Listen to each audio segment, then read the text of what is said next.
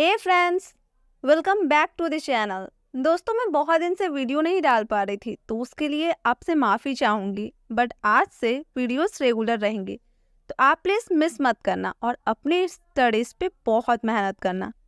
तो चलिए फिर आज बढ़ते हैं हम आज के टॉपिक पे, जो कि है पास्ट कंटिन्यूअस टेंस। तो दोस्तों, पास्ट कंटिन्यूअस में क्या होता है? पास्ट मतलब होता है बीता हुआ समय और कंटिन्यूअस मतलब होता है लगातार।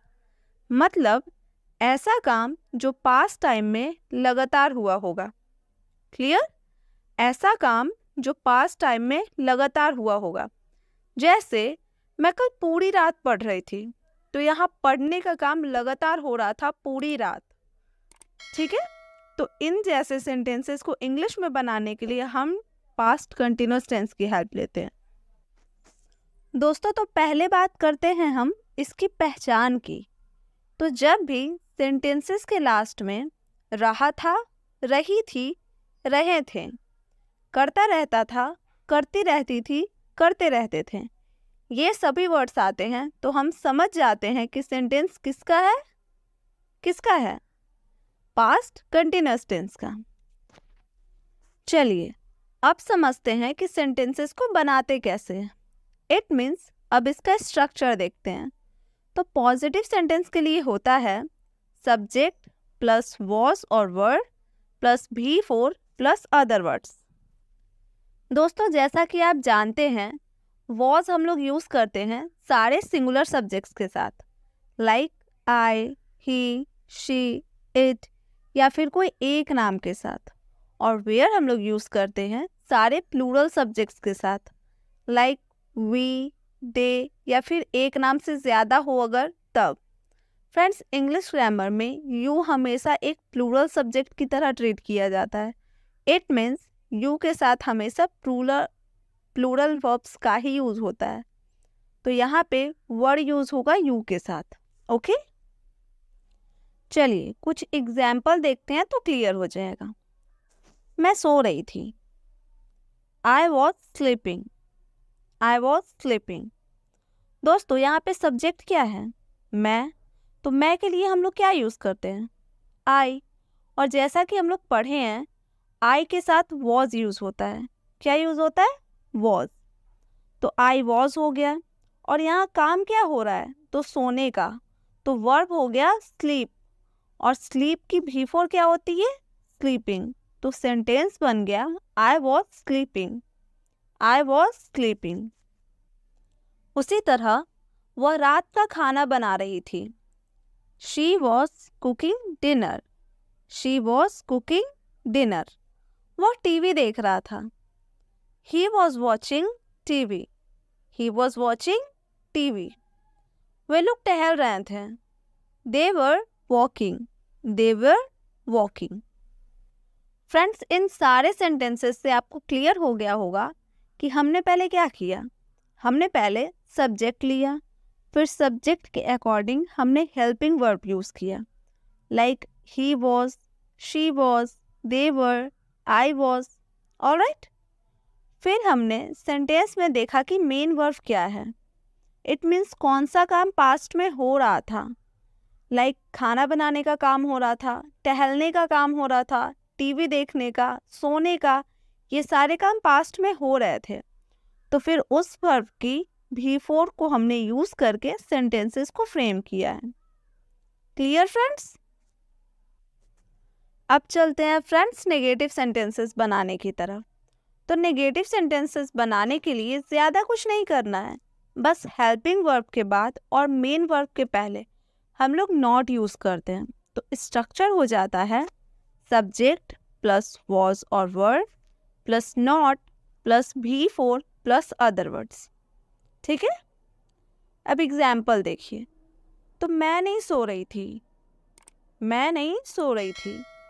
आई was not sleeping. I was not sleeping. वे लोग नहीं टहल रहे थे। They were not walking. They were not walking. वह रात का खाना नहीं बना रही थी। She was not cooking dinner. She was not cooking dinner. वह टीवी नहीं देख रहा था। He was not watching TV. he was not watching TV. अब बात करते हैं इंट्रोगेटिव सेंटेंसेस बनाने के बारे में कि उन्हें कैसे बनाया जाता है। तो इंट्रोगेटिव सेंटेंस बनाने के लिए हम लोग हेल्पिंग वर्ब को सेंटेंस के पहले लिखते हैं कुछ इस तरीके से, was और were plus subject plus V4 plus other words plus question mark. Okay, was और were plus subject plus V4 plus other words plus question mark. जैसे क्या मैं सो रही थी? Was I sleeping? Was I sleeping? क्या वह रात का खाना बना रही थी? Was she cooking dinner? Was she cooking dinner? क्या वह टीवी देख रहा था? Was he watching TV? Was he watching TV? क्या वे लोग टहल रहे थे? Were they walking? Were they walking? Friends, ये तो हो गया ऐसे क्वेश्चंस जिनका आंसर हम हाँ या ना में दे सकते हैं। It means yes no type question. But अगर ऐसा हो कि हमें कुछ ऐसे क्वेश्चंस पूछना पड़े जिसका आंसर हम यस नो में नहीं दे सकते, जैसे वे लोग क्यों टहल रहे थे? वह कब खाना बना रही थी? तो ऐसे क्वेश्चंस को बनाने के लिए हम was और were के पहले WH वर्ड्स को रखते हैं। तो स्ट्रक्चर कुछ ऐसा बन जाता है, WH वर्ड्स प्लस was और were plus subject plus V4 plus other words plus question mark. चलिए एग्जाम्पल से क्लियर करते हैं। मैं कब सो रही थी? When was I sleeping? When was I sleeping? तुम टीवी क्यों देख रहे थे? Why were you watching TV? Why were you watching TV? वो क्या खाना बना रही थी? What was she cooking? What was she cooking? वो लोग कहाँ टहल रहे थे? Where were they walking? Where were they walking? Friends, अब आखिरी टाइप बच गया है, नेगेटिव इंट्रोगेटिव सेंटेंस को बनाते कैसे है ये देख लेते हैं। तो यहाँ पे जैसे हम इंट्रोगेटिव सेंटेंस के स्ट्रक्चर को फ्रेम करते हैं वैसे ही करना है, बट एक नॉट का यूज़ करना है सब्जेक्ट के बाद और V4 के पहले। सब्जेक्ट के बाद और V4 के पहले कुछ इस तरह से, was और were plus subject plus not plus V4 plus other words plus question mark. Alright, और अगर क्वेश्चन वर्ड वाले क्वेश्चंस को बनाना हो तो स्ट्रक्चर हो जाएगा WH वर्ड्स प्लस was और were plus subject plus not plus V4 plus other words plus question mark. दोस्तों, आप क्वेश्चन वर्ड्स का मतलब समझते हैं ना? क्वेश्चन वर्ड्स का मतलब होता है वह सारे वर्ड्स जिनसे हम क्वेश्चन कर पाते हैं, जैसे when, why, what, which, whose, how, where, how much, how many। तो ये सारे वर्ड्स क्वेश्चन वर्ड्स और you can say WH words में आते हैं। चलिए एग्जाम्पल से समझते हैं। क्या वह टीवी नहीं देख रहा था? Was he not watching TV? Was he not watching TV? क्या वे फोन पे बात नहीं कर रहे थे? Were they not talking on the phone? Were they not talking on the phone? तुम रात का खाना क्यों नहीं बना रही थी? Why were you not cooking dinner? Why were you not cooking dinner? Clear friends, कैसे बनता है एफर्मेटिव, नेगेटिव, इंट्रोगेटिव और negative interrogative sentence past continuous tense में। तो फ्रेंड्स, मैं सारे वीडियोस में इतने अच्छे से ही एक्सप्लेन करती हूँ। अगर आपने उन वीडियोस को नहीं देखा है तो एक बार ज़रूर से चेकआउट कर लें। चलिए अब जानते हैं कि पास्ट कंटिन्यूअस टेंस को हम किन किन सिचुएशंस में यूज़ करते हैं। तो पहला सिचुएशन है ऐसे एक्शंस को डिस्क्राइब करने के लिए जो पास्ट टाइम में कंटिन्यू था। Like I was having dinner eight 7 PM। मैं 7 बजे डिनर कर रही थी, तो 7 बजे मेरे डिनर करने का काम कंटिन्यू था। Okay, he was talking to his boss, वह अपने बॉस से बात कर रहा था, तो उस टाइम पे बॉस से बात करने का काम कंटिन्यू था। Okay, they were playing in the park, they were playing in the park, वे लोग पार्क में खेल रहे थे, तो जिस टाइम वे लोग खेल रहे थे उस टाइम खेलने का काम कंटिन्यू था पास्ट टाइम में। ऑलराइट, सेकंड सिचुएशन है इंटरप्टेड एक्शंस, मतलब कोई काम पास्ट में चल रहा था और कोई दूसरे काम की वजह से इंटरप्ट हो गया, मीन्स रुक गया, डिस्टर्ब हो गया। जैसे I was watching TV when the power went out, तो मैं जब टीवी देख रही थी तब पावर चला गया, तो यहाँ पे टीवी देखने का काम कंटिन्यू था, बट पावर चला गया तो मेरा टीवी देखने का काम इंटरप्ट हो गया, रुक गया, डिस्टर्ब हो गया हम। ओके, तो फ्रेंड्स ऐसे सेंटेंसेस को आप एक और तरीके से भी लिख सकते हैं, वो है while I was watching TV the power went out, while I was watching TV the power went out, meaning same ही है दोस्तों कि जब मैं टीवी देख रही थी तो पावर चला गया। तो फ्रेंड्स आपने कुछ नोटिस किया, जो सेकंड पार्ट है पावर वेंट आउट, यह पास्ट सिंपल में है और हमने व्हेन लगाया है इसके पहले, और आई वॉज वॉचिंग टीवी इसके पहले हमने while का यूज़ किया है। तो दोस्तों ऐसा ही होता है, जब भी आप पास्ट कंटिन्यूस टेंस का यूज़ करते हैं तो उसके पहले while का यूज़ होता है, और उसी सेंटेंस में जो एक्शन शॉर्ट टाइम के लिए होता है, इट मीन्स जो एक्शन चलते हुए काम को इंटरप्ट कर देता है, डिस्टर्ब कर देता है, वह पास्ट सिंपल में बनाया जाता है और उसके पहले व्हेन का यूज़ होता है। तो यहाँ पे टीवी देखने का काम कंटिन्यू था और इंटरप्ट किया पावर चले जाने का काम, तो इसीलिए पावर चला गया इसको हमने पास्ट सिंपल में बनाया है और उसके पहले व्हेन का यूज़ किया है पहले सेंटेंस में, और दूसरे सेंटेंस में while का यूज़ किया है पास्ट कंटिन्यूअस टेंस के पहले। ओके, दूसरा देखते हैं।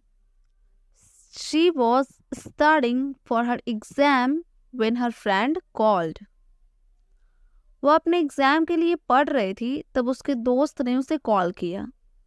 तो यहाँ पे भी सेम चीज़ हुआ है, वह पढ़ रही थी तो पढ़ने का काम कंटिन्यू था, पर उसकी दोस्त ने उसे कॉल किया तो इस वजह से वो इंटरप्ट हो गई। ओके, तो इसीलिए ये सेंटेंस को हमने पास्ट सिंपल में बनाया है कि उसकी दोस्त ने उसे कॉल किया, क्योंकि ये काम की वजह से पढ़ने का काम इंटरप्ट हो गया।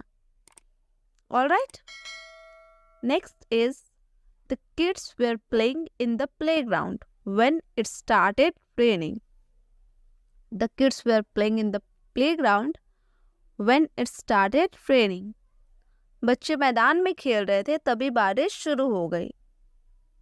यहाँ पे भी सेम चीज़ हुआ है फ्रेंड्स, आप थोड़ा सा ध्यान देके पढ़ेंगे तो आपको क्लियरली समझ में आएगा कि क्या हो रहा है। ओके, चलिए अब आगे बढ़ते हैं तीसरे सिचुएशन की तरफ, जो कि है पैरेलल एक्शंस। इट मीन्स दो काम एक ही साथ पास्ट में हो रहा है बट अलग अलग लोगों के द्वारा। एक ही काम पास्ट में हो रहा है बट अलग अलग लोगों के द्वारा एक ही टाइम पे, इसको पैरेलल एक्शंस बोलते हैं फ्रेंड्स। जैसे she was reading a book while he was watching a movie, वह किताब पढ़ रही थी तब वह मूवी देख रहा था। तो फ्रेंड्स यहाँ पे किताब पढ़ने का काम और मूवी देखने का काम एक ही समय पे हो रहा है, बट दो लोगों के द्वारा, दो अलग अलग लोगों के द्वारा। Similarly while she was cooking dinner he was setting the table, जब वह खाना बना रही थी तब वह टेबल सेट कर रहा था। तो यहाँ पे भी फ्रेंड्स सेम ही चीज़ हुआ है, दो अलग अलग लोगों के द्वारा एक ही टाइम पे दो अलग काम किए गए हैं parallelly. Alright, now the last one is repeated या फिर habitual actions. It means past time में कोई काम बार बार रिपीट हो रहा हो या फिर हैबिट के तौर पे किया जा रहा हो। ओके, एग्जाम्पल से क्लियर करते हैं। शी वॉज ऑलवेज क्राइंग, वह हमेशा चिल्लाते रहती थी। हम लोग बोलते हैं ना, वो हमेशा चिल्लाते रहती थी। तो ऐसे सेंटेंसेस हम पास्ट कंटिन्यूअस टेंस में ही बनाते हैं, ठीक है। और हाँ फ्रेंड्स, ऑलवेज, फॉर एवर, इन जैसे एडवर्ब्स का हम यूज़ करते हैं ऐसे सेंटेंसेस को बनाने के लिए। यहाँ पे भी हमने यूज़ किया शी वॉज ऑलवेज क्राइंग, वो हमेशा चिल्लाते रहती थी। दूसरा एग्जाम्पल देखते हैं। तुम हमेशा खेलते ही रहते थे। You were always playing. तो फ्रेंड्स, कभी कभी हम बोलते हैं ना कि जब तुम छोटे थे तब तुम हमेशा खेलते ही रहते थे। तो ऐसे जगहों पर हम इस तरीके से सेंटेंस बना सकते हैं। तुम हमेशा खेलते ही रहते थे, तो you where always playing. I hope friends आपको पूरा कॉन्सेप्ट अच्छे से क्लियर हुआ होगा। अगर थोड़ा भी कंफ्यूजन है तो आप एक बार वीडियो को फिर से देखें, और कोई डाउट अगर बचता है तो प्लीज़ कमेंट में पूछिए। तो आज के लिए बस इतना ही दोस्तों। अगर वीडियो पसंद आए और कुछ नया सीखने को मिला हो तो प्लीज़ एक लाइक कीजिएगा। आपकी एक लाइक से मुझे बहुत सपोर्ट मिलता है। और हाँ, कमेंट करके अपना रिव्यू हमसे ज़रूर शेयर करें। तो चलिए फिर मिलती है नेक्स्ट वीडियो में। तब तक keep learning, keep practising. Thanks for watching.